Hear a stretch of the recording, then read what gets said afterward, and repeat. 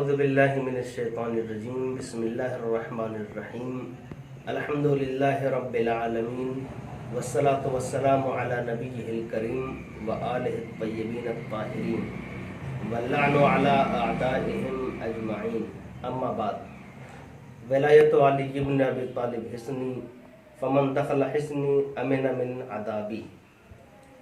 ناظرین، 19 رمضان المبارک آج ہے، یعنی روز ضربت علی ابن ابی طالب علیہ السلام۔ آج ہی کے دن فجر کے وقت ہمارے آقا و مولا حضرت علی ابن ابی طالب علیہ السلام کے فرق مبارک پر ابن ملجم نے زہر بجھائی تلوار ماری تھی۔ 21 رمضان کو آپ کی شہادت واقع ہوئی تھی، تو میں نے اپنے اعتبار سے یہ عہد کیا ہے کہ آپ کے سامنے یہ 19، 20، 21 3 دن مولا کے فضائل، مولا کے احکامات اور آپ کے اقوال، چاہنے والوں کے لیے آپ نے کیا فرمایا ہے، یہ آپ کے سامنے میں پیش کروں گا۔ سب سے پہلے حدیث قدسی کے اس جملے کی وضاحت کر دوں جس میں خدا فرماتا ہے کہ علی کی ولایت میرا مضبوط قلعہ ہے، جو اس قلعے میں داخل ہو جائے میرے عذاب سے محفوظ ہو جائے گا۔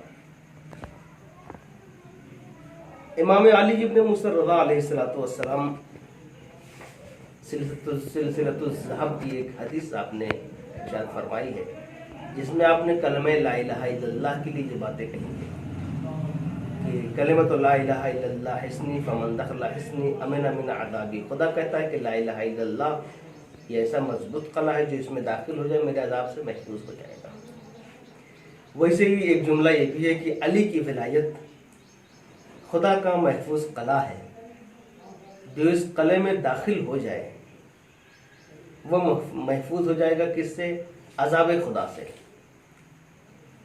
لیکن ناظرین، اس کے شرائط ہیں، اس کے ضوابط ہیں، آخر ہم کیسے محفوظ ہو سکتے ہیں؟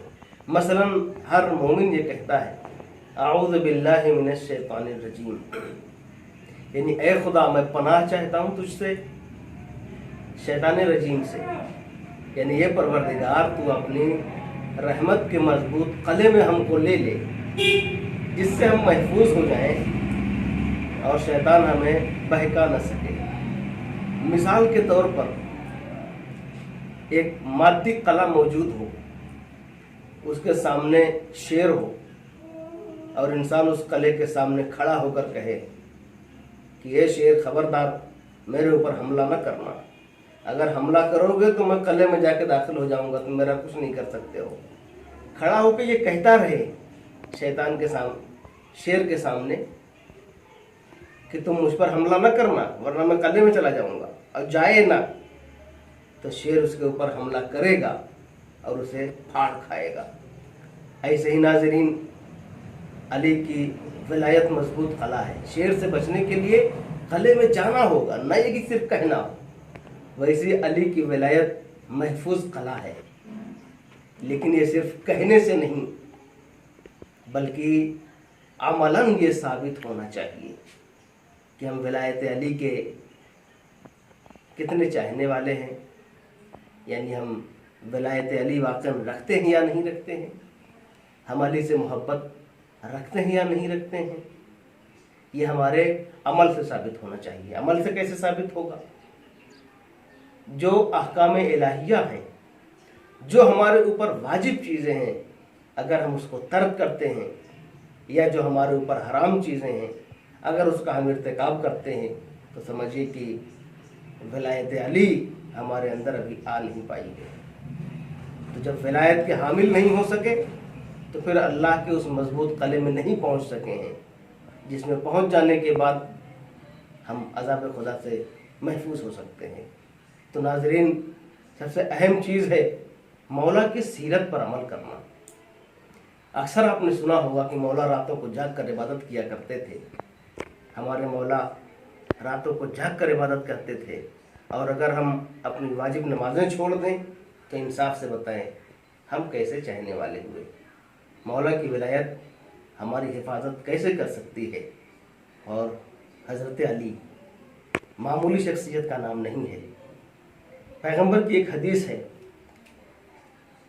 خلق اللہ، اللہ نے خلق کیا ہے، من وجہ نور علی ابن ابی طالب 70,000 ملک، خدا بند عالم نے 70,000 فرشتے پیدا کیے ہیں۔ کیوں؟ یستغفرون لعلی ولمحبی، جو مولا کائنات کے لیے اور ان کے چاہنے والوں کے لیے استغفار کرتے رہتے ہیں۔ لیکن صحیح معنوں میں ہم پہلے چاہنے والے بنے تو زبان سے دعویٰ کر لینا اور ہے، لیکن عملاً ثبوت فراہم کر لینا اور ہے۔ یاد رکھیں، ہمارا زبان سے کہہ دینا صرف کافی نہیں ہے، بلکہ مولا خود کہہ دیں کہ یہ ہمارا عاشق ہے، یہ ہمارا چاہنے والا ہے۔ تو عزیزان محترم، مولا کی زندگی اگر پوری زندگی کا تجزیہ کریں آپ تو خانہ کعبہ میں ولادت ہوئی آپ کی، مسجد کوفہ میں آج ہی کے دن آپ کے سر پہ ضربت لگی، وہ کتنا دردناک وقت ہوگا ناظرین، جس وقت ہمارا مولا اپنے گھر سے نکل کر مسجد کی طرف بڑھ رہے ہوں گے۔ ظاہر ہے آپ نے تاریخ اور روایت میں سنا ہوگا، مجلسوں کے ذریعے سنا ہوگا کہ مولا مسجد میں پہنچے تو کچھ وقت سے پہلے ہی آپ پہنچا کرتے تھے، پہنچے سب کو جگایا، یہاں تک کہ ابن ملجم کو بھی جگایا اور کہا میں واقف ہوں کہ تو کس مقصد سے آیا ہوا ہے، لیکن مجرم کو اس کے جرم سے پہلے سزا نہیں دی جا سکتی۔ اللہ اکبر،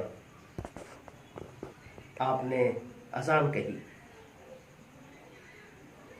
نماز شروع کی، شاید نافلہ کا پہلی رکعت کا وہ پہلا ہی سجدہ تھا کہ ابن ملجم نے پیچھے سے آپ کے سر پر زہر بجھائی ہوئی تلوار سے وار کیا، اور جیسے ہی سر پہ وار کیا مسجد کوفہ کے دروازے آپس میں ٹکرانے لگے۔ جبرائیل نے پکار کر کہا لقد تہدمت ارکان الہدی، ارکان ہدایت منہدم کر دیے گئے، قد قتل وصی المصطفیٰ، وصی مصطفیٰ قتل کر دیے گئے۔ اور یہ ایسی آواز تھی جو ایک ایک گوشے میں یہ آواز پہنچی۔ بیٹی نے جیسے ہی سنا بے چین ہو گئیں، فوراً اپنے بھائی حسن و حسین سے کہا کہ بھیا جائیے، یہ کیسی آواز میں سن رہی، بابا مسجد کی طرف گئے ہوئے ہیں۔ حسنین آئے، یہ ضرب دیکھی، خون آلود چہرہ دیکھا، خون بہتا ہوا سر سے دیکھا۔ مولا جو کہ مسجد کی خاک کو اٹھا کر اپنے سر میں ڈال رہے تھے، فوراً امام حسن سے فرمایا میرے لال نماز کا وقت ہے، پہلے نماز کو ادا کراؤ۔